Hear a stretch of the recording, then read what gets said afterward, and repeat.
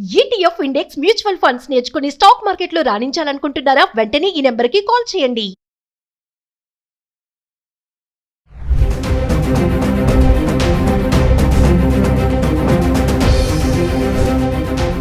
నమస్తే, welcome back to Suman TV. Present మనతో పాటు ఉన్నారు పబ్లిక్ స్పీకర్ రజనీ రమ గారు. నమస్తే మ్యామ్. నమస్తే నవీన. మేడం, ఐబొమ్మ రవి గురించి ఆల్రెడీ మీరు న్యూస్ వింటూనే ఉన్నారు. సో సినీ పరిశ్రమకి ప్రశాంతత లేకుండా చేశాడు. సో అరెస్ట్ చేయడం జరిగింది. మరి ఒక భారీ ట్విస్ట్ ఏంటంటే వైఫే పట్టించింది ఒక కారణంతో అని చెప్పేసి కొన్ని వార్తలు మనం చూస్తూనే ఉన్నాం. అంటే మీరు కూడా ఆల్రెడీ ఫాలో అవుతున్నారు కాబట్టి ఒకసారి వివరాల్లోకి వెళ్తే భార్య ఎందుకు పట్టించాలి? ఇప్పుడు భర్త ఏదైనా తప్పు చేసినా తప్పు చేయకపోయినా భార్య కాపాడుతూ ఉంటుంది కదా. మరి ఇక్కడ భార్య ఏం పట్టించింది అని చెప్పేసి టిప్ ఇచ్చింది, దానివల్లే దొరికిపోయాడు, అరెస్ట్ చేశారని అంటున్నారు. ఒకసారి వివరాల్లోకి వెళ్తే మేడం. అంటే నేను కొన్ని విన్నాను పాత కథలు ఏవో, అంటే వీళ్ళ గురించి కాదు, అంటే భర్తతో పేకాట ఆడించి డబ్బు బాగా సంపాదించాలంటే వాళ్ళ పీత బుర్రలకి అవే ఆలోచనలు వస్తాయి. ఏంటి అప్పట్లో ఈ గ్యాంబ్లింగ్, తర్వాత పేకాట, తర్వాత దీన్ని ఇంకొక పేరు కూడా అంటారు నవీన, అదేదో చెప్తారు, ఆ ఆట ఆడి డబ్బులు సంపాదించవచ్చు కదా అని రెచ్చగొట్టి భార్యలు ఆస్తుల్ని పోగొట్టిన ఇల్లాళ్ళు ఉన్నారు. నాకే తెలుసు, భర్తతో చేయించి డబ్బుల కోసం. ఖచ్చితంగా పాపం మానవుడు ఏంటంటే సాత్వికంగా ఏదో సంపాదన, ఏదో ఒక టీచర్ అనుకో, యాక్టర్ అనుకో, లేకపోతే లెక్చరర్ అనుకో, ఏదో ఒకటి మొత్తానికి ఒక జాబ్ చేస్తున్నప్పుడు అది చూసే పిల్లనిచ్చి పెళ్లి చేసుకున్నప్పుడు, ఇష్టపడి చేసుకున్నప్పుడు ఎక్స్ట్రా మనీ ఇంకా ఆశలు ఎలా వస్తాయనేది నాకు ఆశ్చర్యం. పెళ్లికి ముందు తెలుస్తుంది కదా ఇదే ఉద్యోగము, ఇతను ఇదే ఇది ఇది అని అన్నీ తెలిసినప్పుడు దానికే మన మైండ్ ట్యూన్ అయిపోతుంది, ఫిక్స్ అయిపోతాం మనం ఇంతలోనే మన లైఫ్ నడవాలి అనేది. మరి వచ్చిన తర్వాత వాళ్ళని అట్లా ఎందుకు డైవర్ట్ చేస్తారనేది పెద్ద ఆశ్చర్యం అనమాట. అలా ఆస్తులు పోగొట్టుకున్న వాళ్ళే ఉన్నారు. మరి ఇప్పుడు ఈ కాలంలో అమ్మాయిలు ఇద్దరు మళ్ళీ లవ్ మ్యారేజ్ చూడండి. వాళ్ళకి ఈ అబ్బాయి యొక్క మెంటాలిటీ కానీ, సత్తా కానీ, మనస్తత్వం కానీ అన్నీ తెలిసి పెళ్లి చేసుకోవటమే కదా లవ్ అంటే. అరేంజ్డ్ మ్యారేజ్ అంటే తెలియదు పాపం. మరి అన్నీ తెలిసి మ్యారేజ్ చేసుకున్న తర్వాత చూడండి 7 సంవత్సరాల 8 సంవత్సరాలు గొడవలు, ఇంకా సంపాదించు, ఇంకా సంపాదించు. ఈవిడ అవివేకి పిల్ల అనుకుంటే వాళ్ళ అమ్మ కూడా రావడం ఏంటి అంటే, పిల్లలకి చెప్పరండి కొంతమంది, మీ ఆయన ఏంటి, ఇప్పుడు లవ్ మ్యారేజ్ కదా, లవ్ మ్యారేజ్ అయినప్పుడు ఏంటి సెలక్షన్ ఇంత దరిద్రంగా ఏడ్చింది, ఇంత కూడా సంపాదించలేడు, నోట్లో నాలుగు లేదు, ఇంత మాట సరిగ్గా రాదు, గట్టిగా చెప్పలేడు, దేనికి ముందుకు వెళ్ళడు, ఏంటి ఇలాగా అని ఎక్కిస్తూ ఉంటారు. మేబీ నాకు దూరదృష్టి ఇలాగా జరిగే ఉంటుందని అనిపిస్తుంది నాకు. లేకపోతే అత్తగారి ఇన్వాల్వ్మెంట్ ఎందుకు చెప్పండి మీరు. అంటే ఇక్కడ ఏంటంటే అత్తగారులకు కూడా కొన్ని కోరికలు తీరు. ఏంటంటే మా పిల్లల్ని ఇంత చదివించాము, పెళ్ళిళ్ళు చేసాము, వాళ్ళ వల్ల మాకే సుఖం లేదు, వెళ్ళామంటే సరైన ఫెసిలిటీ ఉండదు ఇంట్లో, ఎక్కడికి మమ్మల్ని తిప్పరు, అలా కూడా కోరుకునే వాళ్ళు ఉంటారు. అలా ఉన్నప్పుడు వాళ్ళకి అసంతృప్తి అనమాట, ఒక జ్వాలలు ఇట్లా లేస్తూ ఉంటాయి వాళ్ళకి. చిచ్చి కూతురింటికి వస్తే సుఖం లేదు, ఏమీ ఉండదు అక్కడ అన్న ఇది అనమాట పిల్లలకి ఎక్కిస్తారు వాళ్ళు. ఇది ఏంటి ఇప్పుడు ఎలా చెప్తుందని అస్సలు అనుకోకండి, ఇవన్నీ కూడా ప్రూవెన్ కేసెస్, ఎన్నో చూసాను నేను ఇలాంటివి, ఎక్కిస్తూ ఉంటారు. ఇప్పుడు డైరెక్ట్గా అన్నవాళ్ళు కూడా నా ఎక్స్పీరియన్స్ నేనే విని చూశాను కూడా ఇలాంటివి. ఎందుకు కూతురికి ఎంత ఉంటే ఏంటి, లేకపోతే అసలు కూతురింటికే ఎక్కువ రారు మన సాంప్రదాయం ప్రకారం. అలా వచ్చినప్పుడు ఇంకా వీళ్ళ స్థితిగతుల్ని పిన్ చేయడము, తర్వాత బాధ పెట్టడం మానసికంగా. కూతురు ఏమనుకుంటుంది, భర్తని కించపరచడమే అక్కడ అవమానం ఫీల్ అవుతుంది. అవి డైరెక్ట్గాను ఇండైరెక్ట్గాను అల్లుడు చెవులో కూడా పడే ఉంటాయి, పడబట్టే కదా గొడవలైన. మరి ఇంకా కూతురు అనేటప్పటికీ భార్య కదా, డైరెక్ట్గా అటాక్ చేస్తుంది అనమాట. ఎందుకు, ఇప్పుడు కోపం కానీ ఒక అవమానం అనే సూట్ కేసు కానీ అక్కడి నుంచి ఇక్కడికి మోసుకొచ్చి ఇక్కడ ఓపెన్ చేసి వీళ్ళ మీద పడతాం మనం, వీళ్ళు వెళ్ళి ఇంకో దాని మీద పడతారు, అక్కడ ఓపెన్ చేస్తారు సూట్ కేసుని.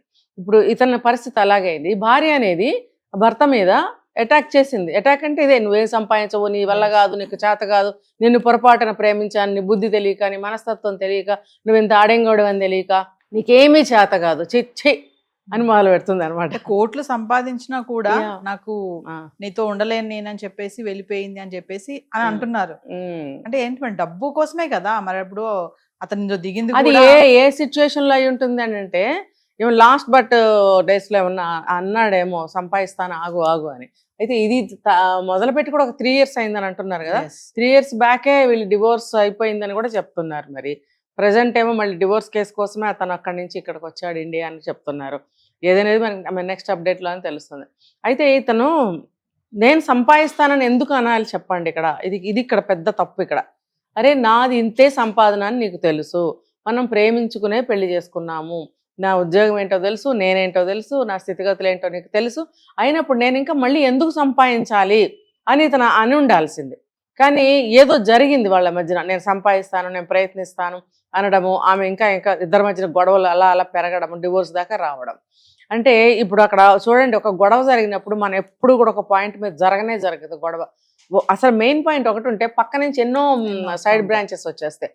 దానివల్ల గొడవ ఇంకా రైజ్ అవుతుంది. అంటే పాత సంగతులన్నీ తవ్వుకోవడము, జరగనివి జరగబోయేవి కూడా ఊహించుకుని ఆ విధంగా కూడా గొడవలు పడటం అనేది ఉన్న గొడవని ఎక్కువ చేస్తుంది. అసలు ఎప్పుడో వెళ్ళిపోతుంది పక్కకి, కొత్త కొత్తవన్నీ వచ్చి చేరుతాయి. దానివల్ల ఏమవుతుందంటే పంతాలు పట్టింపులు ఎక్కువైపోతాయి. చూడండి ఇప్పుడు హత్యలు ఆత్మహత్యలు ఎందుకు జరుగుతున్నాయి?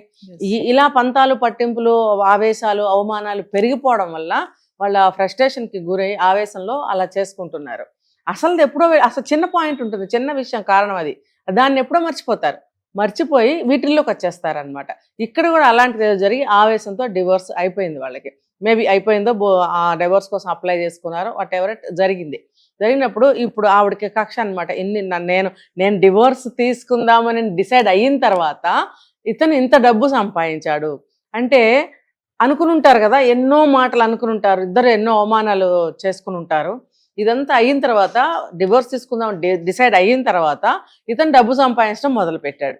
అంటే ఇంత నన్ని మాటలని, నన్ను డివోర్స్ తీసేసుకుని ఇతను వెళ్ళి ఇప్పుడు సంపాదించుకుంటున్నాడు, ఏం చేద్దామని అక్రమమైన మార్గంలో వెళ్ళాడు. ఇంక ఎన్నెన్నో వచ్చేస్తాయి అనమాట. వచ్చేసి ఇప్పుడు ఎటు హైదరాబాద్ వచ్చాడు కాబట్టి పోలీసులు ఎటు సెర్చ్ చేస్తున్నారు అతని కోసము, ఇరిగించేద్దాం. చూడండి ఇలాంటి గొడవ, ఏ గొడవైనా మనం ఎన్ని చూసాము, పగ, ప్రతీకారం, రివెంజ్, ఇదే కదా. ఆ క్రమంలోనే కదా హత్యలు చేస్తున్నారు. ఆత్మహత్యలేమో ఆవేశంలో చేసుకుంటున్నారు, హత్యలేమో ఈ ప్రతీకార ధోరణిలో కక్షతో చేసుకుంటున్నారు. ఇప్పుడు ఈ అమ్మాయి కూడా ఇంకా అతనితో నాకేంటి ఇరికిచ్చి పారేద్దామని చెప్పేసింది. అంతేగాని అతని కెరీర్ని మనం అంటే అతను చేసిన తప్పే నేను అనట్లా. అదే మామూలు సంగతులు, మామూలుగానే ఒక జాబ్ కెరీర్ పరంగానే అతను డెవలప్ అయ్యాడే అనుకుంది. అప్పుడు కూడా ఏదో ఒక కారణంతో ఏదో ఒక కేసులో ఇరికించింది అనుకోండి, అతని కెరీర్ ఏమైపోవాలి. అందుకని అంటే ఈవిడ అనుకుంది అనమాట, అన్యాయంగా ఒక దారిలోకి వెళ్ళాడు, నన్ను ఇలా చేశాడు అని ఇరికిద్దామని చెప్పి ఇరికిచ్చింది. అదే తను ఇష్టపడి తను అక్కడే ఉన్నట్టయితే ఈ సంపాదన అంతా తనే తినేది కదా, అప్పుడు కేసు పెట్టుండేది కాదు. ఎందుకంటే ఆమెకు కావాల్సిందే సంపాదన కదా, అప్పుడు లేదు. తను ఉన్నప్పుడు ఈ సంపాదన లేదు. 3 years బ్యాక్, ఈ 3 years నుంచే తను సంపాదిస్తున్నాడు. కాబట్టి ఇదంతా నేను ఎటు పొందలేకపోయాను, ముందు కూడా నేను పొందలేను, ఎందుకంటే డివోర్స్ అయిపోతాయి మాకు, కాబట్టి నేను పొందలేను, నన్ను ఇంత బాధ పెట్టాడు కాబట్టి ఇతన్ని ఇరికించాలి.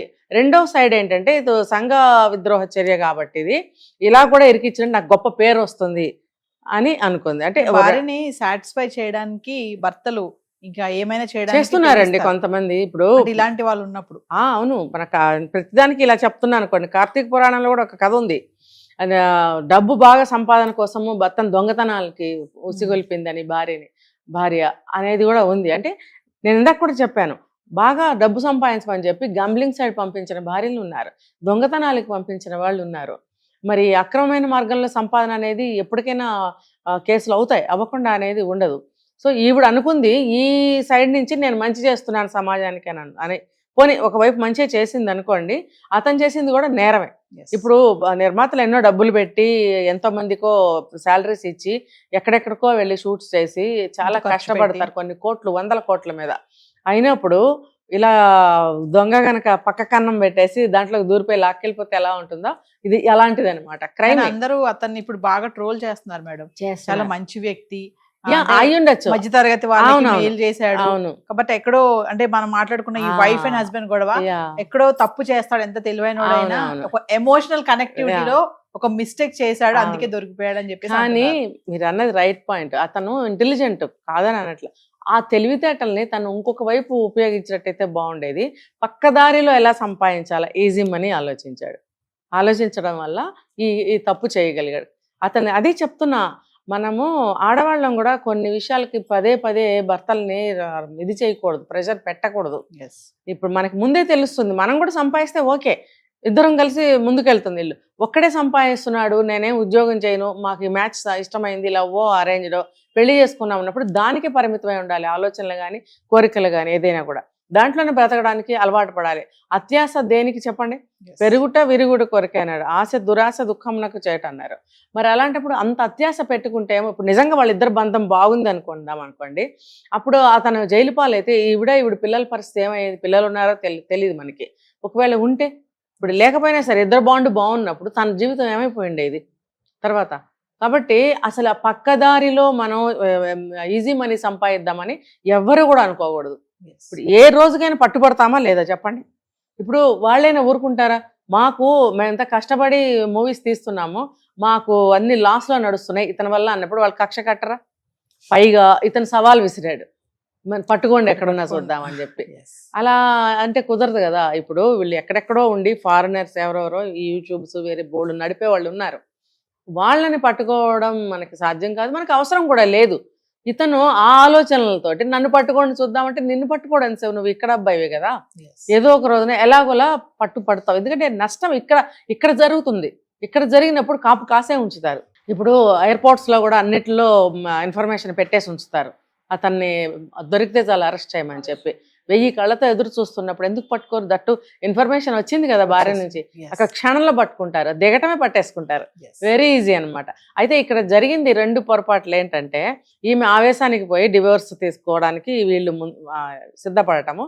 సెకండ్, ఈజీ మనీకి ఇతను అలవాటు కాదు, సంపాదించాలనే థాట్ ఉంది సరే, అది రాంగ్. అంత చదువుకున్నాడు, కంట్రీస్ తిరిగాడు, తన తెలివితేటలన్నీ బూడిదలో పోసిన పన్నీర్ అయింది. చివరికి జైల్లో ఊచనలోకి పెట్టేటైతే ఇంకా ఎంత ఫ్యూచర్ ఉంది చూడండి అతనికి. ఫ్యూచర్ అంతా ఇప్పుడు బ్యాడ్ నేమ్ వచ్చేసింది కదా. అఫ్కోర్స్ తర్వాత రిలీజ్ అయ్యి బయటకు వచ్చినా కూడా అతనికి ఆ బ్యాడ్ నేమ్ అనేది ఉండిపోతుంది కదా. ఎక్కడైనా జాబ్ చేయాలన్నా, ఫర్దర్గా ఏదైనా చేయాలన్నా అతన్ని ఎవరు నమ్ముతారు? ఎక్కడ అతనికి ఎంట్రీ దొరుకుతుంది చెప్పండి?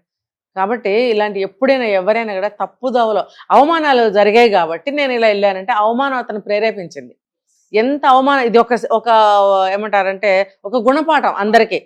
అవమానాలు జరిగినంత మాత్రాన మనం తప్పు చేస్తామా? ఇప్పుడు చూడండి, తప్పు చేస్తే ఖచ్చితంగా దొరుకుతాము, శిక్ష అనేది ఖచ్చితంగా ఉంటుంది, అందరికీ తెలిసిన విషయమే.